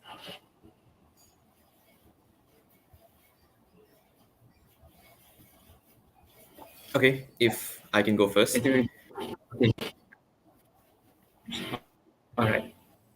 Okay, so what we are actually doing at my representative council is, because many students, most average students, have a very, not a very, I would say a negative view in general of being a leader and student representative council, because they associate it with a lot of work, they associate it with a lot of sacrifice, with a lot of, generally, a lot of negative things. But we are slowly trying to change that perception by showing them that leadership and student representative council can be fun and beneficial for them as well. And a lot of students are intimidated by the fact that they don't have experience, and they think they should have experience to join a student representative council. But in fact, the point of a student representative council, in my opinion, is that we should train you and give you the platform to gain experience, because we're all students. It's not a guarantee that we'll all have experience when we join a student representative council. So the purpose is to learn and to develop and to grow into leaders. So by showing students that it can be fun and it can be beneficial for them, and it's not all about paperwork and hard work and overworking yourself, and by encouraging them to learn and taking a very constructive attitude towards their development, we can actually show them that you can develop these good confidence skills in order to become a leader. Because the best leaders don't create best followers, the best leaders create the best leaders. So in short, to answer this question, how do we encourage other students to build a good confidence skill in order to be a leader? We show them that it's fun to be a leader. We make it easy for them to gain this leadership experience, and we give them the platform to display their skills in order to gain more practical confidence. This is how we do it. Right, thank you. So about you, Mao?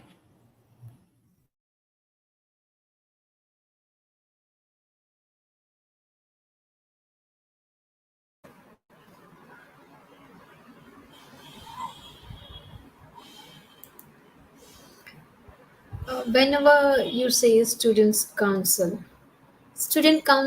are the great way in which the students can take on leadership roles.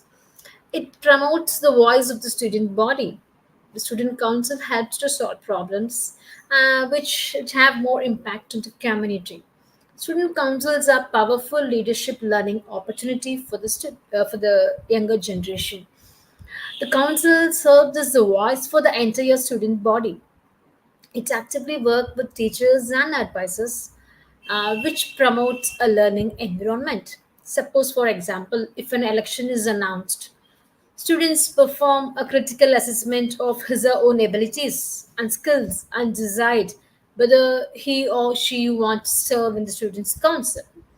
This helps is in an excellent example of a critical self-reflection that really help the students measure their roles, than whether they are best fit or not. They are able to identify their own weakness and strengths. As we say, SWOT, SWOT analysis can be done by the students with the help of students' councils. Student council also sometimes gives a boost up confidence for the students. It improves communication skills. Whenever a student wants to run a student council, he or she should have the act of public speaking, because once they are elected, they have to be comfortable in speaking openly with other student officers. So they should also have the problem solving skills. They should accept critics and feedbacks in a positive manner. Student council also provides a sense of personal responsibility among them, because it helps them in taking the leadership roles on behalf of the entire student body. It promotes and upholds the values of the entire student council. So whenever I'm in a student council, I learn the principle of networking, because whenever I need to campaign for myself to get votes, I have to have a good networking. So the communication skills, successful networking, art of public speaking, all these are the skills which, when a person serves in a student council, he gets developed. So I think it plays a greater role in students molding process. That's it. Thank you.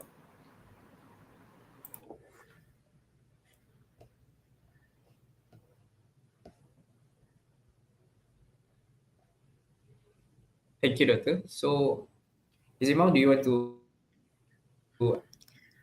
give a short answer for these questions? Encouraging students to build confidence and leadership skills is crucial for development of dynamic and effective student body. The strategy that student respectful council or other student leader can employ together confidence and leadership skills among is that host workshop or seminars or on campus that focus on various aspects of leadership, communication, and personal development. Invite the experienced leaders, motivation speakers, or experts to share insights and types.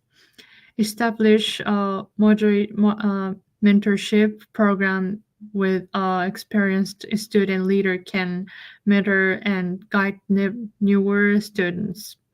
This one-on-one interaction can provide valuable insights and personalized advice, and create platform for students to practice public speaking, such as open mic events, debate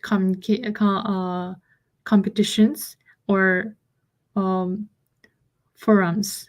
Provides constructive feedback to help them improve their communication skills, and also offer training sessions or courses on skills that are essential for leadership, such as time management, goal setting, conflict resolution, and teamwork. These initiatives can enhance both personal and leadership capabilities. Foster an inclusive and supportive environment where all students feel comfortable expressing their opinions and taking on leadership roles. And encourage diversity in leadership positive to ensure a broad range of perspective, and recognize and celebrate the achievements of students, where big or small this positive sentiment can boost confidence and motivate others to strive for excellence. And organize interactive events such as leadership retreats, team building activities, or simulations that request students to collaborate and take on leadership roles. Practical experience can be the powerful learning opportunities. And advocate for involvement in club sports and other extra cultural activities, as these experience often provides opportunities for leadership and personal growth. And building confidence and leadership skills is an ongoing process. By implementing these strategies, and it contribute to create a campus culture that nature nurtures and develops the leaders tomorrow.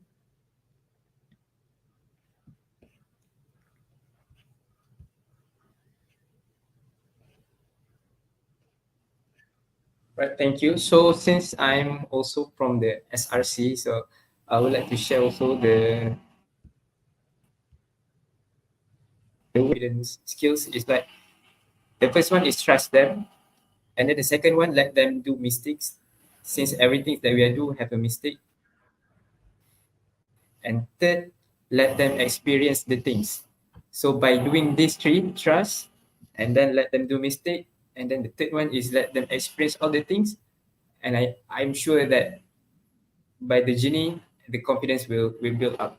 So as a SRC, what we can do is we just have to trust our team, trust our new generation of the SRC to do what they want, and if they do mistake, then we have to assist them. So the key point of how we want to encourage the other student is the first one is we have to trust them. So I think Nadira, I hope that you are get all the answers from our panelists, and I think that's two questions. I'm not sure whether there will become a third question or not. We are waiting for our technical team. Or there's the other one. So, right. So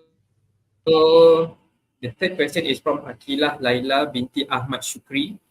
So the question is, how does the way leaders behave and make decisions affect the belief and morals in an organization? Right. So I think this one is a good question actually, because it affects the whole organization works. So the moral will affect the decision. So I open the floor first to the three panelists here to answer this question. So maybe I think the doctor can start first.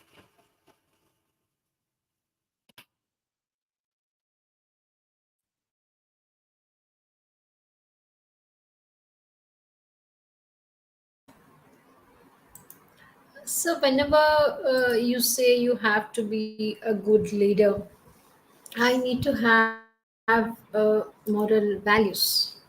So, whenever I have a moral values, I will mold myself to be an ethical leader. So, who is the ethical leader?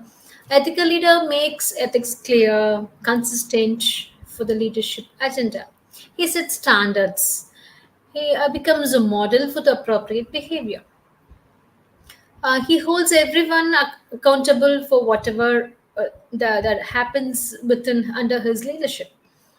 He will be very honest. He always he have maintain an ethical culture so that his followers will have follow up with whatever he does. So I want to become a good leader. I want to behave with my moral values in an organization means I have to build some strategies for myself. I have to have some steps. So what the first step I will do is that I will define and align my values. So how I define and align my values. So whatever conventions are there, whatever challenges I face within my culture, within my workplace, I take it in a positive manner. I try to bring about change in myself because a positive change is for betterment. So I prioritize my schedule being a leader. Then I hire a group or a team of people having similar values as that of me. So whenever I need have a team or a group who's working under me, so they should have a similar thinking. Then only I'll have a good chemistry. We'll have a common ground where we can work together. We can face problems and bring solutions for that. So I'll hire the employees or the team having similar values as that of myself. Then what I'll do, I'll promote open communication. I'll be an open book. Whatever decisions we make, it'll be made transparent. I try to encourage feedback from my team so that they are confident in sharing their ideas. So whenever we get feedback as a leader, it is for the betterment of the team. And the other one is that I will not be biased.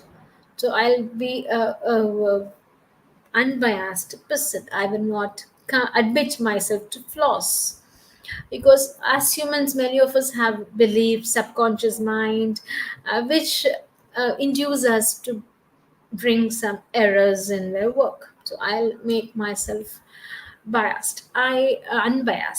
I will lead a team as an example.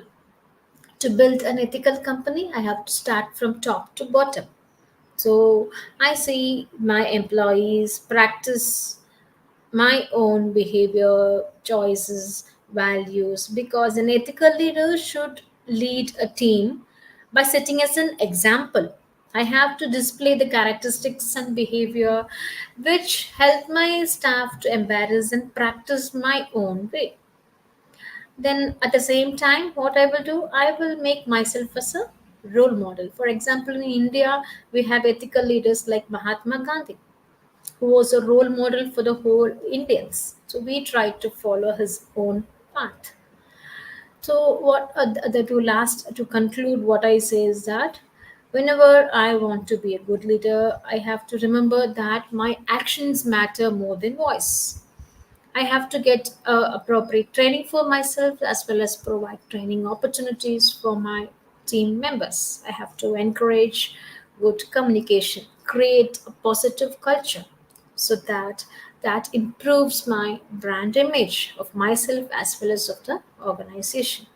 So to conclude, in today's transparent social media driven world, we senior persons, the senior colleagues have to have good high moral values so that our followers have to follow it in an ethical manner. Thank you.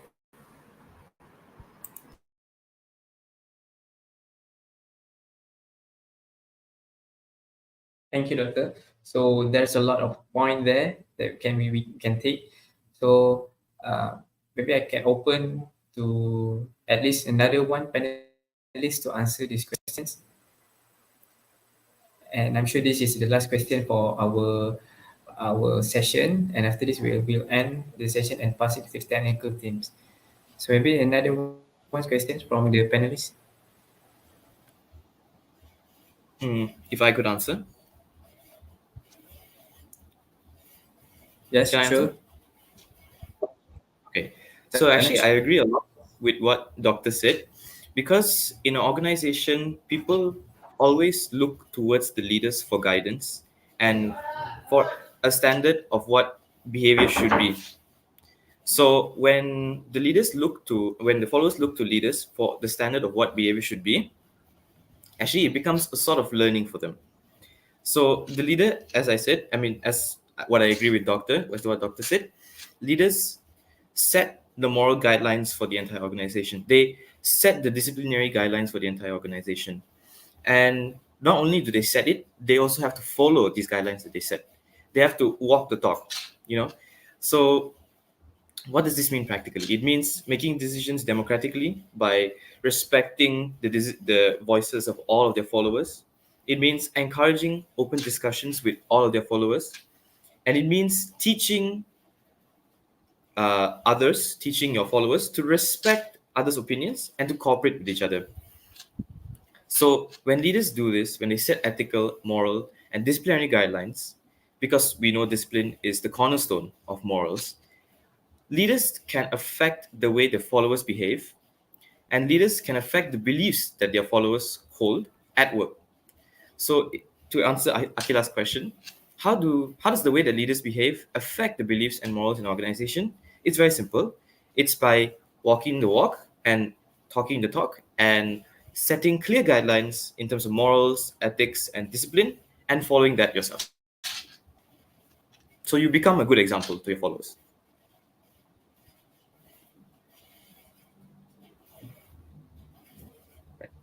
I'm strongly agree to both of the panelists' answer, which is actually on the organizations, the leaders will reflect the whole organization. Because as Tanush has said, like Doctor said, a leader should have showed a good example to their teams, and also by doing a decision, it should be a collective sounds of decisions. So that's so that we can have a harmony situation in our organization. So I would answer, and I strongly agree to both panelists by answer the Akila question.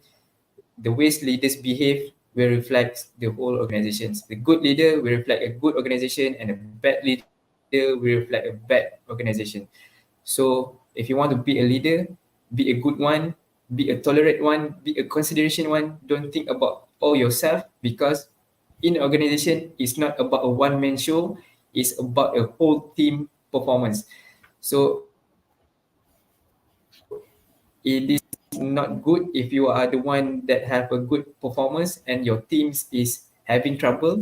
So that shows that you are good, but you are not a good leader because you are selfish in doing works. So if you are a good leader, then bring all your teams so that you can have a good teams overall. So I think that answers the Akila's questions. And like I said, this is the last question for our session for today. And before we close, I would like to thank all the panelists here, starting from Tanush from Talis University, and also Dr. Padma from Karpagam Academy, and the last one is Mao Shinohara from Japan, for attending our session and sharing their thoughts about our topics today, which is a moral system of belief to young generation. I hope our discussion will be a fruitful one and can open others' perspective towards the morals and the importance of morals in a younger generation. So thank you very much to all panelists, and I would like to thank also for the audience outside there while watching our session today. Thank you very much.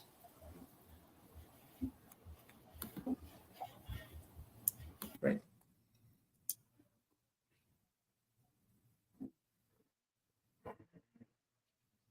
So,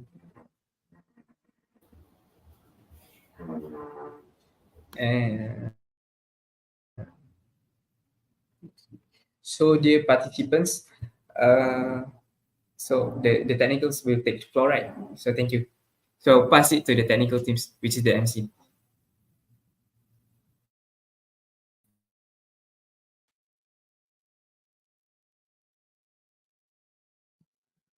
Thank you to the moderators and the three panelists for the great sharing session. We hope with all the knowledge gained today, you will be able to live a positive life free of all the negativity that currently affect society. Before we end our session, with Student Representative Council UITM Terengganu branch, we would like to wish Happy Diwali to all our participants and panel. Have a blessed weekend. Thank you to our moderator, Badrul, and our panel. We wish you all the best through your future.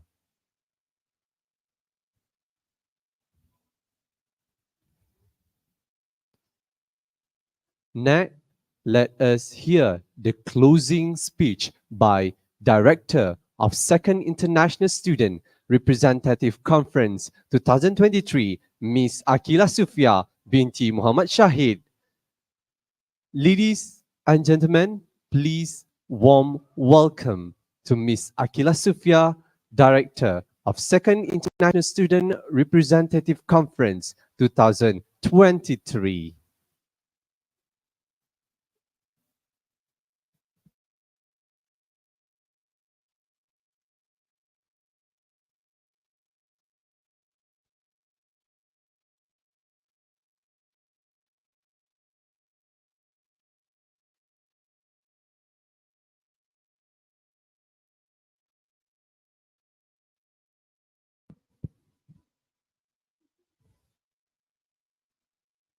Assalamualaikum warahmatullahi wabarakatuh. Greetings to all, ladies and gentlemen, esteemed delegates and honored guests.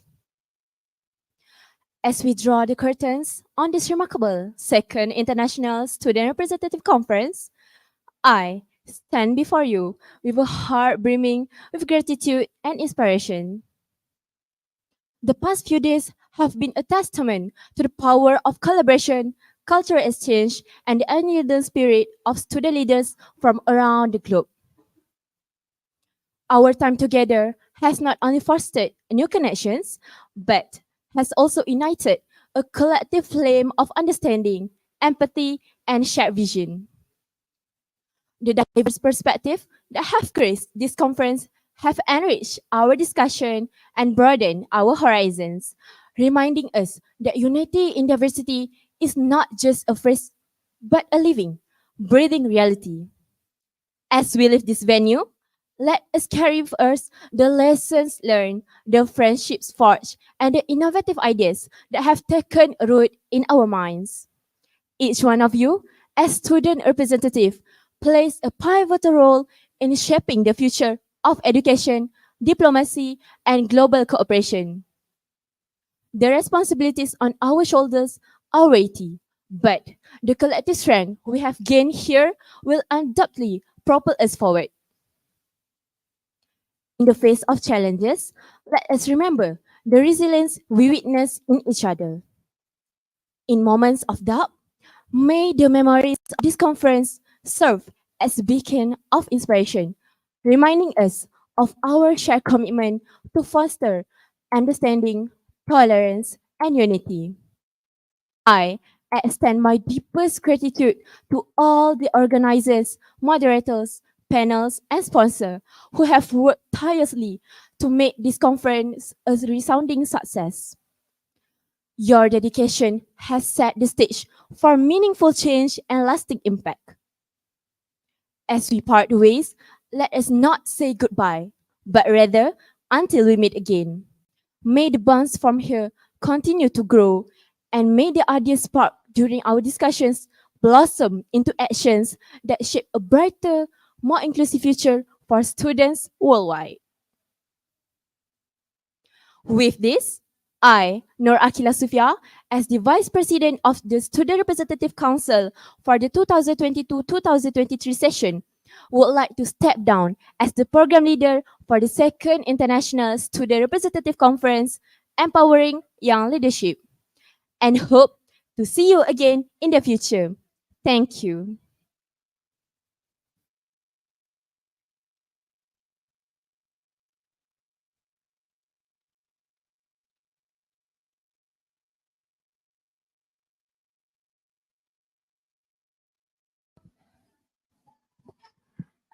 Thank you for the heartwarming speech, Ms. Akila Sufia, Director, Second International Student Representative Conference, Empowering Young Leadership 2023.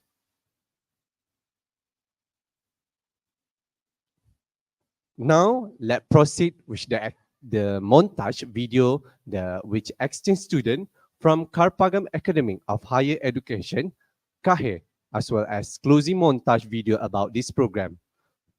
For your information, it is about the progress from the first day to end of the second International Student Representative 2023.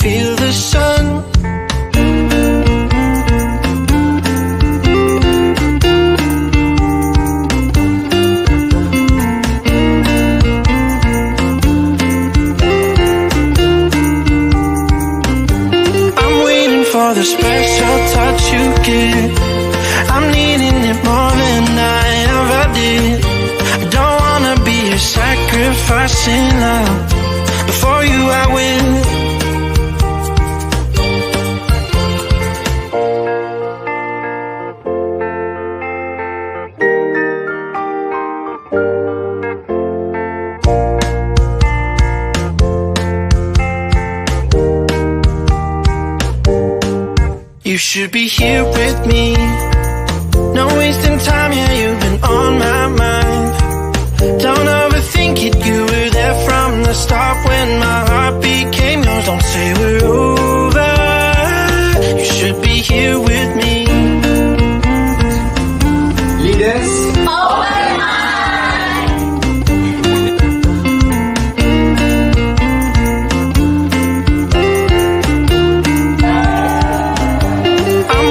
for the special touch you give.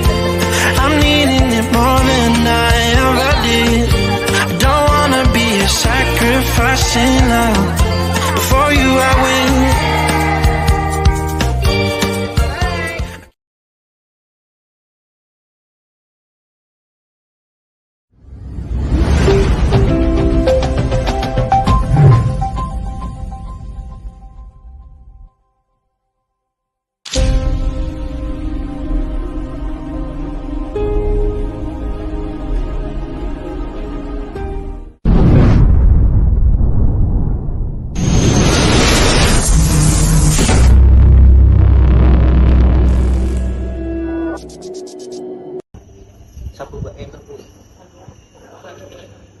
Hello, Miss. Hey, hello! Thank you for joining us in Second ISRC 2023.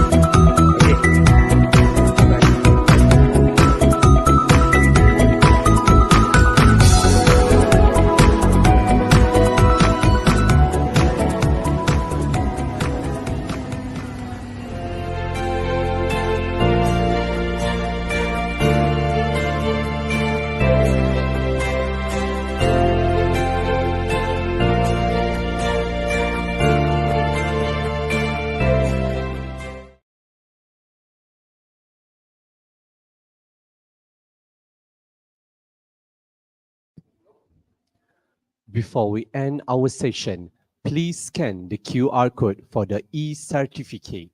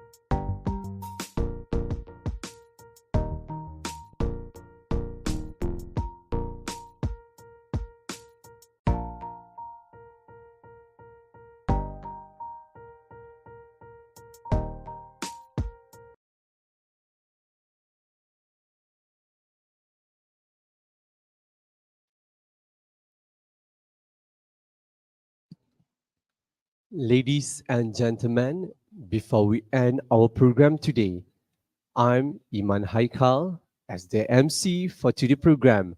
On behalf of the organizing committee, would like to express our heartfelt gratitude for your participation in our program. We will also like to apologize for any inconveniences that may have arisen during this program. I hope everyone enjoy today's session. We have reached the end of the program, and it has been a tremendous pleasure to serve all of you.